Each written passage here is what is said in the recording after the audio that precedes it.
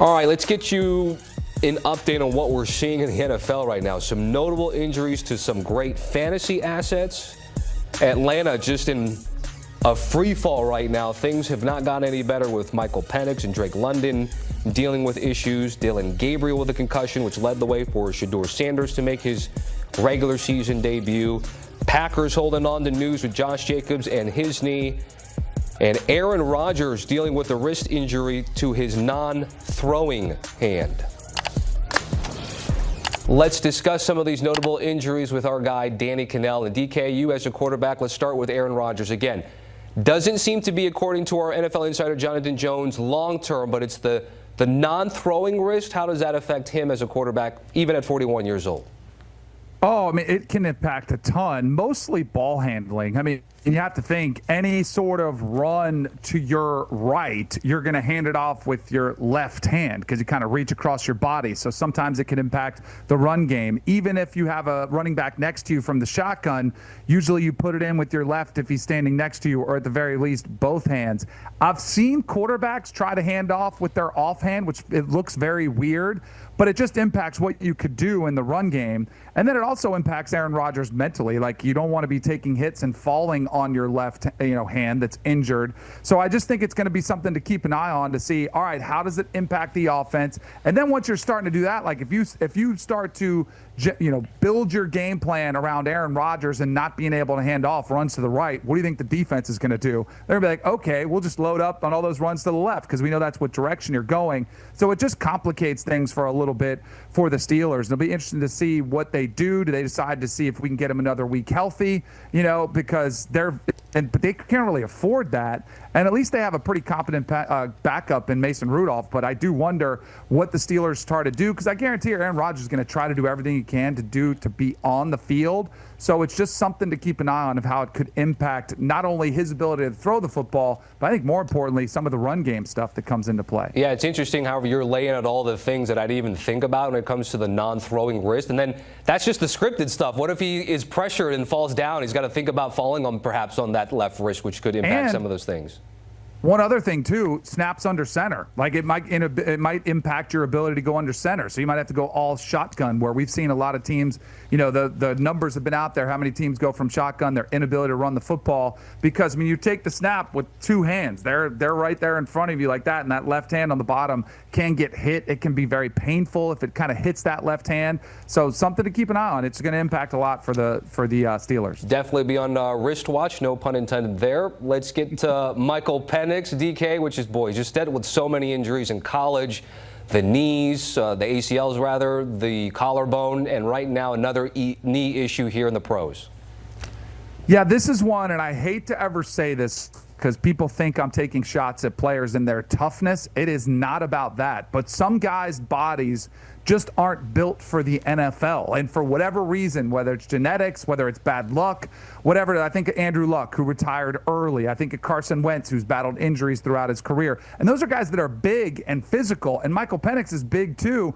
It's just sometimes your body doesn't seem to be able to handle it. And this is definitely a setback for Michael Penix and the Falcons. Of course, it was, a lot of people questioned the taking him in the first round, where they did when they had just signed Kirk Cousins. This was supposed to be a big development year for him to start his tenure as the franchise quarterback.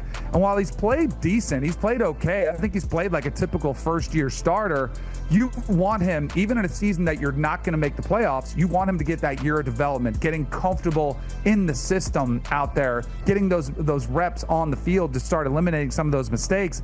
And now, so you're probably going to be shut down for the rest of the season. But then what does this mean big picture? Like, you better have a good backup quarterback in place. And I don't know if they're going to be able to keep spending $50 million on Kirk Cousins as a backup. So then it becomes, all right, what do we have to do big picture at the quarterback position if we can't trust Michael Penix to stay healthy? So let me just follow up on that then, DK, because when he was healthy, his completion percentage was not flattering, not even NFL average. Have you seen enough? Because they've got weapons like Drake London and Bijan Robinson. Have you seen enough from Michael Penix, given the draft class and obviously where they took him? No, I don't think so. I think you haven't seen like a bust. I don't think it's time to label him a bust, but that's why, again, I think this maybe even muddies up that picture even more because the season's not even complete yet. Like, he could, and We've seen a lot of guys that kind of start off shaky and then you start to kind of figure it out and you carry some momentum into the offseason. Well, now Michael Penix isn't going to get that opportunity at the end of the season to kind of, work on some of those things that it needs to work on. And that's the thing that makes this decision even more complicated for the Falcons is, do they draft a quarterback? Do they sign a veteran backup? Or do they sign somebody in free agency to challenge Michael Penix? It just really makes an already complicated situation that much more complicated for the Falcons. Let's go from the Falcons again, which, boy, it seems like a long time ago when they beat the Buffalo Bills, and we all thought that this was a team on the rise, now sitting at 3-7.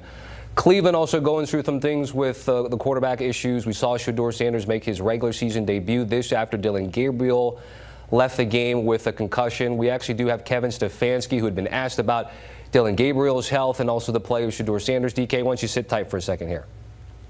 Hey. Yeah, Kevin, what do you think the plan will be with Dillon being in the protocol? Will you kind of lean towards turning it over to Shedeur so he can get that full week of practice and be ready to go on Sunday? Yeah, we'll work through that in the next couple days and this week. Obviously, Mary Kay, I'll update you guys Wednesday as we get into Vegas preparations. Okay, thank you. All right, next we'll go to Scott. Hey, Kevin, when you look back at Shedeur's, first experience yesterday, what are the biggest maybe coaching points and what are you telling him, especially about dealing with the pressure that the Ravens brought? Well, I think you learn from every single play, Scott, that's out there, and there's always lessons to be learned, and obviously there's always going to be good and there's always going to be bad, and that's just part of playing and getting reps, and then part of learning is taking all those coaching points that come with those reps. And what do you see? All right, Danny, so that was Kevin Stefanski. So again, all roads indicate if Dillon Gabriel is healthy enough to play that he would be the starting quarterback. Now, I do want to ask you from a Shedeur Sanders perspective, because he was thrown into the fire during a game.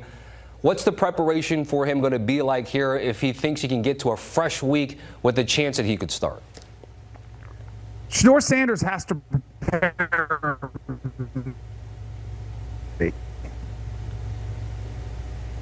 You're a back.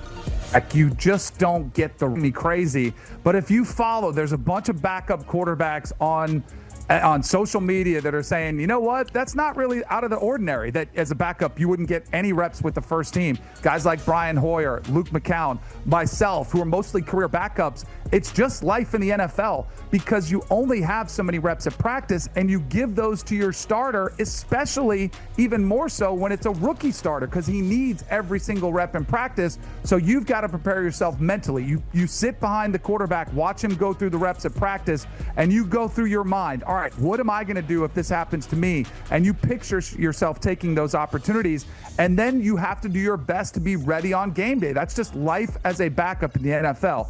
Now, what does get interesting is Dillon Gabriel in the concussion protocol. That could give Shedeur Sanders an opportunity to get more reps, and that's where this week I think he should split some of them, because if there's no guarantee that Dillon Gabriel is the starter, and you heard Stefanski say Wednesday we'll find that out, well, if it's still iffy and they don't know, I would bet that they would give Shedeur more reps then, because if there is a chance he could play, they do want him to get more comfortable in that offense. But all the stuff and all the surroundings around the Shedeur Sanders circus, and really none of it's on Shedeur, it's everybody else who's saying there's a conspiracy theory or the Browns don't want him to succeed. That's complete BS. They are just doing things that every NFL team does. Steelers Nation, what we saw on Sunday wasn't just a win, it was a statement. A 34-12 blowout victory over the Cincinnati Bengals that reminded the entire AFC North that this Pittsburgh team still fights, still evolves, and still finds ways to win. But beneath that victory, beneath the cheers and the celebrations, there's a deeper conversation happening among fans, analysts, and even players. A conversation about the running back room, about Kenneth Gainwell's rise, and about whether the Steelers might be ignoring one of their most explosive offensive weapons in Jaylen Warren. Let's talk about it, because this one goes far beyond box scores. When the Steelers hit the field against Cincinnati, it was clear early on that the offensive game plan had shifted. Instead of leaning heavily on Jaylen Warren, who's been the spark plug, the relentless energy of this backfield, Pittsburgh gave Kenneth Gainwell the spotlight. And sure, Part of that decision came from Warren's ankle injury. He tweaked it, stepped out for a few plays, then came back. But let's be real, this wasn't just about an injury. The Steelers had already been dialing up more plays for Gainwell in recent weeks. They wanted to get him involved, and against the Bengals, it worked. Gainwell wasn't just efficient, he was electric through the air. He finished the game leading the entire team in receiving yards, 81, with 2 touchdowns, both of them coming in crucial moments when Pittsburgh's offense needed a jolt. Those catches weren't checkdowns. They were decisive, aggressive calls that showed how much the coaching staff trusts him in open space. It was the kind of performance that gets fans talking and defenses rethinking their game plans. But here's where it gets interesting. Jaylen Warren still did what Jaylen Warren always does. He ran hard, he made people miss, and he averaged over 6 yards per carry, 6.2 to be exact. 10 carries, 62 yards, all done with that same burst, balance, and fight that's made him one of the most underrated backs in the entire NFL. He didn't get the spotlight this time, but every touch still screamed value. That's what makes this situation so compelling. The Steelers now have 2 backs who can carry the load in completely different ways. Gainwell is smooth, versatile, a receiver's dream and a running back's body. Warren is a bulldozer with vision, a guy who can take a 3-yard hole and turn it into 12. And while Gainwell's big day might shift some of the touches his way, it's clear that Warren is still the heart of this ground game. The stats don't lie. He's averaged at least 4.7 yards per carry in 5 of his last 6 games, and his consistency on the ground has turned what was once a struggling rushing attack into a real weapon. This isn't just about talent, it's about identity. When Jaylen Warren is featured, the Steelers' offense has rhythm, balance, and power. Now, here's where we give credit where it's due, to Mike Tomlin and the coaching staff. They're not afraid to adapt. They saw Gainwell perform at a high level earlier this season, especially back in Week 4 against the Vikings when he exploded for over 130 total yards and 2 scores. So yes, they're rewarding that production. That's what a good staff does. You feed the hot hand. But the key is balance, because while Gainwell earned his moment, Jaylen Warren is still the more polished and explosive runner. And when the Steelers face teams like the Bears, Ravens, and Chiefs down the stretch, it's Warren's ability to control tempo that will make the difference between a good offense and a dominant one. There's something else that fans shouldn't overlook. This version of the Steelers' offense, the one that just put up 34 points, is evolving into one of the most unpredictable and versatile groups we've seen in years.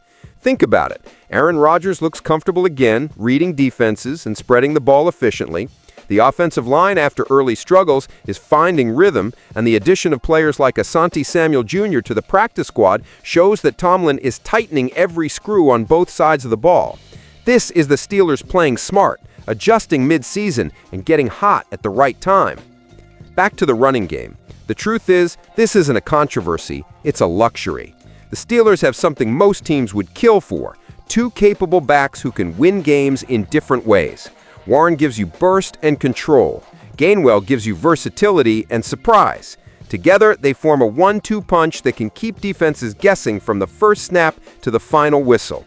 And if you're a Steelers fan, you know how rare that is. For years, this team has searched for that balance in the backfield, the kind of chemistry that complements a veteran quarterback and keeps linebackers honest. It's finally starting to take shape. What's clear is that Jaylen Warren's reduced touches don't mean he's being phased out. It means Pittsburgh is experimenting. They're evolving. Tomlin's approach has always been about maximizing the entire roster. And when you're 5-4, right in the thick of the AFC playoff hunt, you can't afford to be one-dimensional. You use every weapon you have. You build momentum with variety. And that's exactly what's happening right now. Still, I get it. Fans want to see more of Warren. They love his energy, his grit, his never-quit attitude. He embodies what it means to wear black and gold. And let's be honest, the numbers back it up. He's averaging almost 5 yards per carry on the season and has already surpassed 200 receiving yards, putting him on pace for a 3rd straight season over 300. That's elite production. He's not a complimentary piece, he's a cornerstone.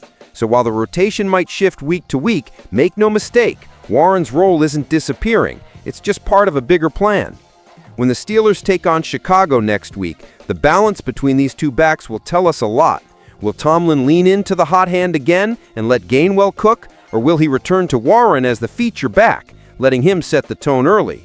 Either way, it's a good problem to have, because this isn't about choosing one over the other. It's about building an offense flexible enough to win in any situation.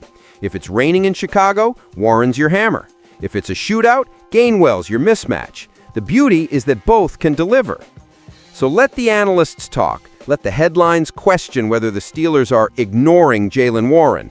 The truth is, this team isn't ignoring him. They're learning how to weaponize every ounce of talent they have. That's how you survive in the modern NFL. That's how you build a contender. Steelers Nation, this is what growth looks like. It's not always flashy, it's not always perfect, but it's progress. You've got Aaron Rodgers finding rhythm, the receivers clicking, the offensive line improving, and now 2 running backs pushing each other to greatness. That's the kind of internal competition that championship teams thrive on. And you better believe that Mike Tomlin knows exactly what he's doing. So what do you think, Steelers fans? Has Gainwell earned more touches, or should Jaylen Warren reclaim his spot as the feature back? Is this new rotation a sign of smart coaching or an unnecessary experiment? Drop your thoughts in the comments. I want to hear from you. And if you're proud of the fight this team showed in Cincinnati, if you believe in the direction Pittsburgh is headed, make sure to hit that like button, subscribe to Steelers Nation Wire, and turn on notifications so you don't miss a single update from the Black and Gold. Because this isn't just a team, it's a culture, a standard. And right now, the standard is rising again. The Steelers are figuring it out, piece by piece, play by play. And the best part is this, they're doing it their way.